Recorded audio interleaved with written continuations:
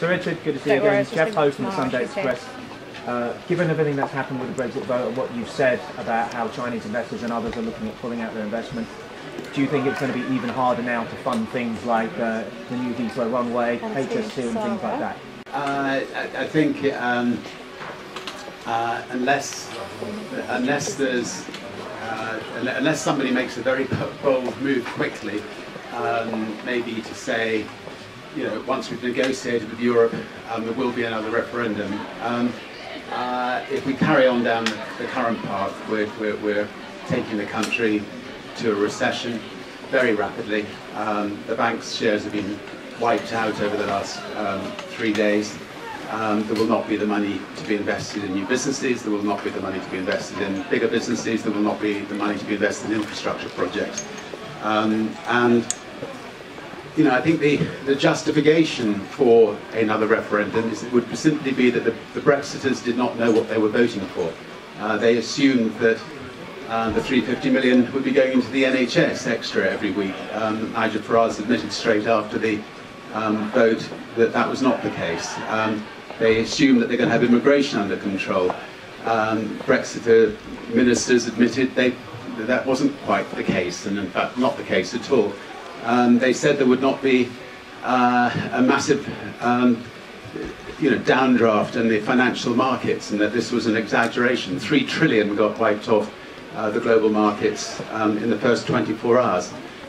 We lost more money in British shares than we paid into the European Union since the European Union started in one day.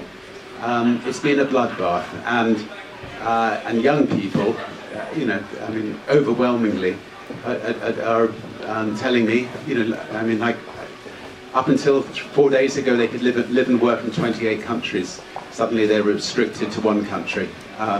Britain's going to be broken up into smaller units. Linda Rose from Share Radio. You did actually make a lot of these points in the blog that you produced yesterday. Do you have any confidence in politicians to sort this out?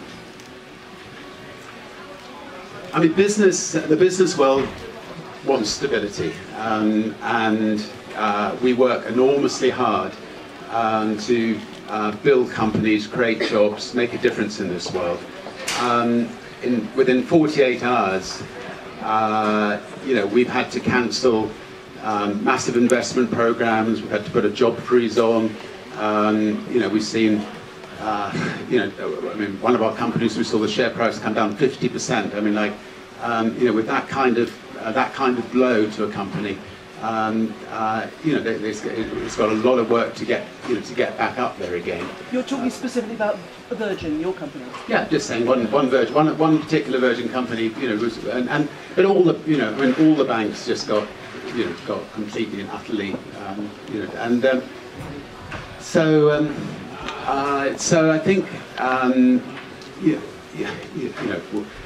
they've just taken away 500 million market of 500 million people. No wonder there's going to be an earthquake, and it's just sad that people didn't realise. You know, I mean, I did try to make an effort to put full-page ads in, trying to warn people of what would happen if they voted out. But it's going to be devastating to employment in Britain. It's going to be devastating to wages. It's going to be devastating to business. It's going to be devastating to infrastructure. You know, we should have had a third airport or third runway. You know, in the 1940s. You know, this is, you know, once again, all that will get delayed. Everything will get delayed. 2/3 of the House of Commons were voted in. You know, 2/3 of the House of Commons MPs believe that we should be part of Europe. And you know, they were voted in by the public. The referendum was an advisory referendum, not a legally binding referendum. And in business, if we suddenly realise we've made a dreadful mistake, we'll change tact. And I think for the sake of the country, people have to be brave and change tact. You know, by all means, change tact and then go for another referendum, with the real facts in front of people. So that you know, they've now seen the earthquake that took place when this was announced. Most of them didn't realise that that would happen. In fact, they were told by a majority of English papers, the right-wing press, the Mail, the Express, the Sun, that this was all scaremongering. Anyway, it's proven not to be scaremongering.